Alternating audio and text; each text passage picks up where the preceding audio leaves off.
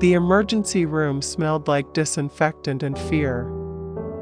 My mother-in-law was sitting on a hospital bed, her arm wrapped in white gauze that was slowly turning red. And I was standing in the corner, trying to breathe, trying to think, trying to understand how we got here. His name was Shadow. A beautiful border collie with eyes like honey and a soul I thought I understood. He had just bitten my husband's mother. And this wasn't the first time. This was the third bite. The third time Shadow had attacked someone without warning. The third time I had to watch someone bleed because of the dog I loved more than I could explain. 3 strikes. In the world of dog behavior, that's not a warning anymore. That's a verdict. But here's what no one tells you about aggressive dogs. They're not monsters all the time. Shadow had never once shown aggression toward me. Not once in 3 years. To me, he was gentle, loving. The kind of dog who would rest his head on my lap during thunderstorms because he knew I was scared too. He was my Shadow. That's why I named him that. He followed me everywhere. And I loved him. God, I loved him so much. But love doesn't erase what happened. The first bite was a friend who reached for him too fast.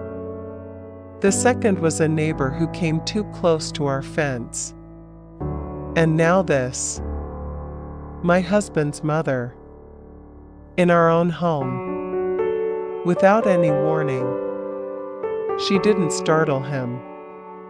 She didn't corner him. She was just there. And something in Shadow's brain decided that was enough. I was angry.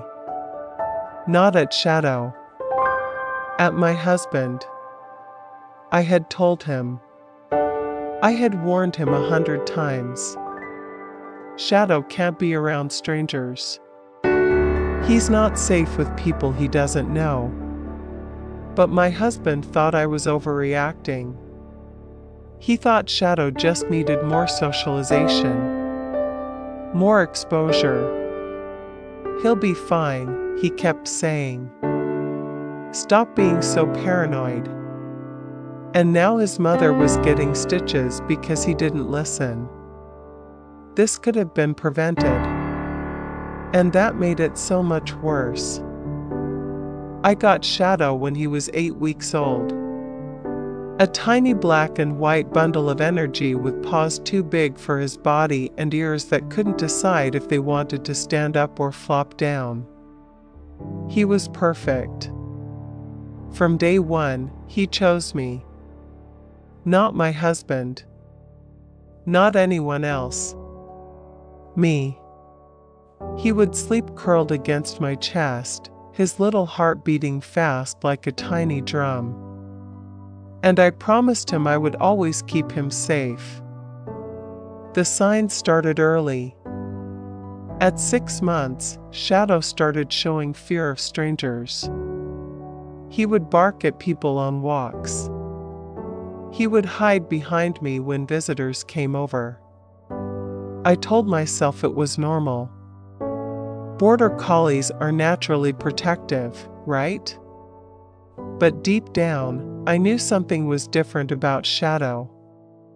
His fear wasn't just caution. It was something darker. Something wired wrong in his brain that no amount of training could fix. We tried everything. Obedience classes. Behavioral specialists. Medication prescribed by a veterinary behaviorist.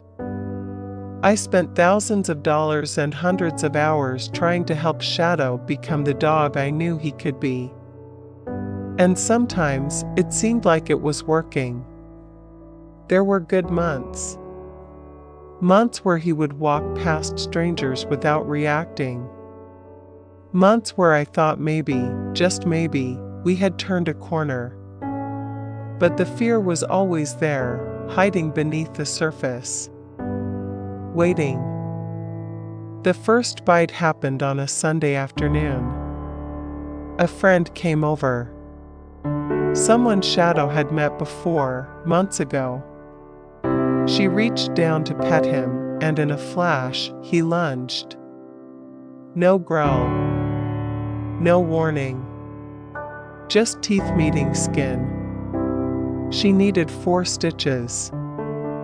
And I spent the next week apologizing, crying, and convincing myself it was a one-time thing. She startled him. She moved too fast. It wasn't his fault. At least, that's what I told myself. After that, our life changed. No more visitors without Shadow being locked away. No more walks in crowded parks. No more spontaneous trips to pet-friendly stores. Our world got smaller and smaller. And somewhere along the way, I started dreaming about running away. Just me and Shadow. Somewhere far from everyone, where he couldn't hurt anyone and no one could tell me he was dangerous. A fantasy I knew would never come true. The second bite was worse. Our neighbor was walking past our fence. Just walking. Not even looking at Shadow. And Shadow went through the chain link like it wasn't there. The neighbor's arm. Deep puncture wounds. Blood everywhere. This time, I couldn't make excuses. The neighbor didn't provoke him. Didn't startle him. Didn't do anything wrong. Shadow just attacked. And I started hearing a word I had been dreading. Euthanasia. Let me explain something that most people don't understand about aggressive dogs. It's not always about training. It's not always about how they were raised. Some dogs, like some humans, are born with brains that don't process fear correctly. Their fight or flight response is permanently stuck on fight. The behavioral vet explained it to me. Shadow's brain was wired wrong. His fear was so intense, so all-consuming, that his only response was violence. And there was no medication, no training, no amount of love that could rewire his neurons. Behavioral euthanasia. That's what they call it when you put down a dog not because they're sick, but because they're dangerous. It's the hardest decision a dog owner can ever make. Because you're not ending a life that's suffering. You're ending a life that could continue. You're making a choice that feels like murder. Even when everyone tells you it's the right thing to do. Even when you know, deep down, that it's the only option left. I fantasized about disappearing. Packing up Shadow in the car and driving until we found a place where no one knew us. A cabin in the mountains. A farm in the middle of nowhere.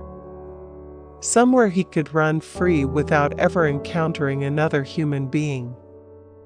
I would have done it. I swear to God, I would have done it. Left everything behind. My husband. My job. My life. Just to save him. But that's not how the world works. You can't run forever.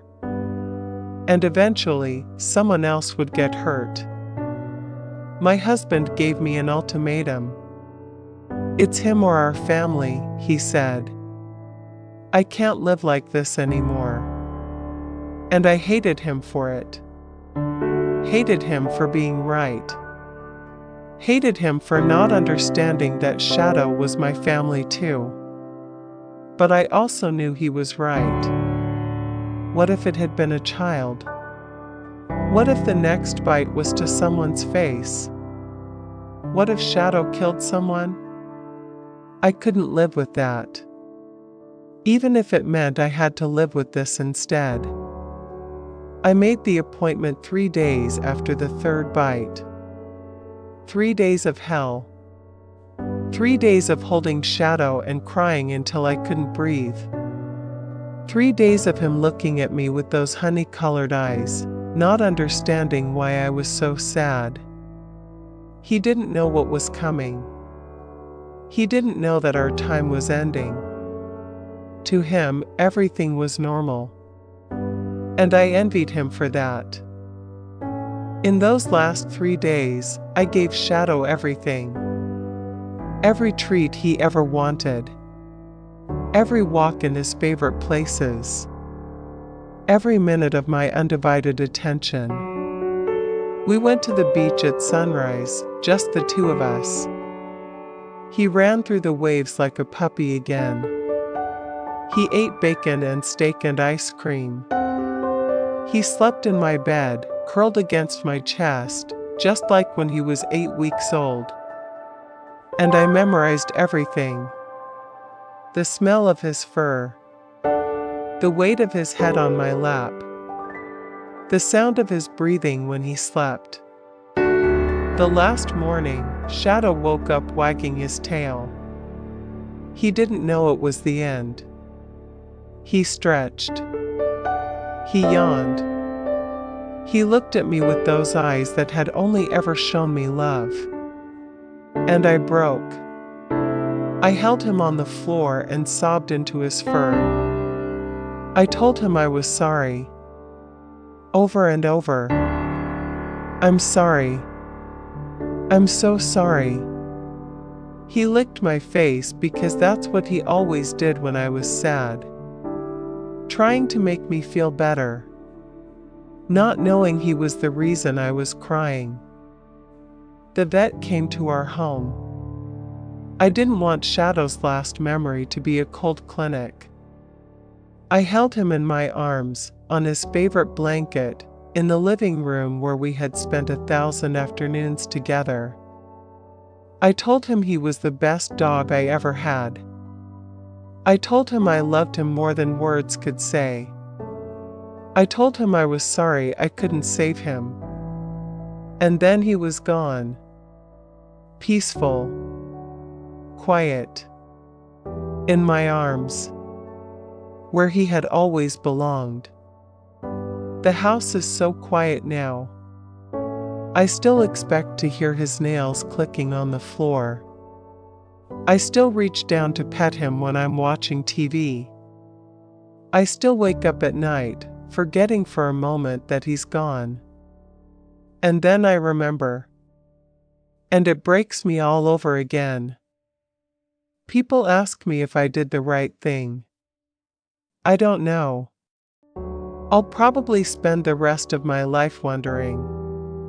Could I have tried harder? Was there one more specialist, one more medication, one more training method that might have worked? Did I give up too soon? Or did I wait too long?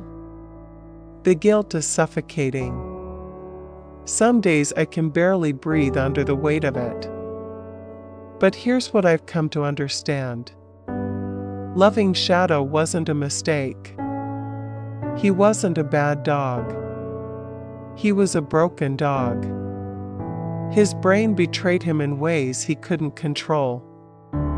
And in his own way, in the only way he knew how, he loved me completely.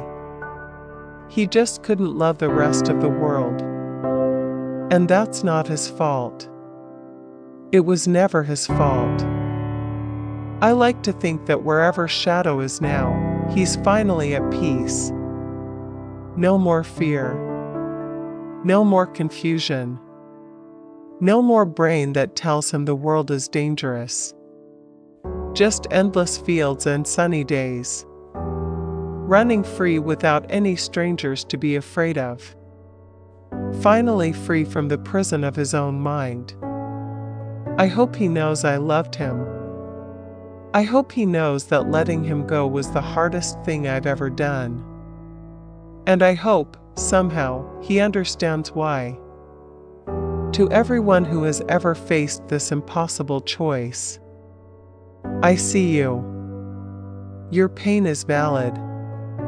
Your grief is real. Your decision was not wrong. Sometimes love means letting go of the things we love most. Sometimes being a good owner means making the choice that breaks your heart. And sometimes, the kindest thing we can do is set them free. Shadow wasn't a monster. He was just a dog who needed more than this world could give him. And I was just a woman who loved him anyway. He never bit me. Only who I love. Maybe that was his way of protecting me until the very end. Goodbye, Shadow. I'll love you forever.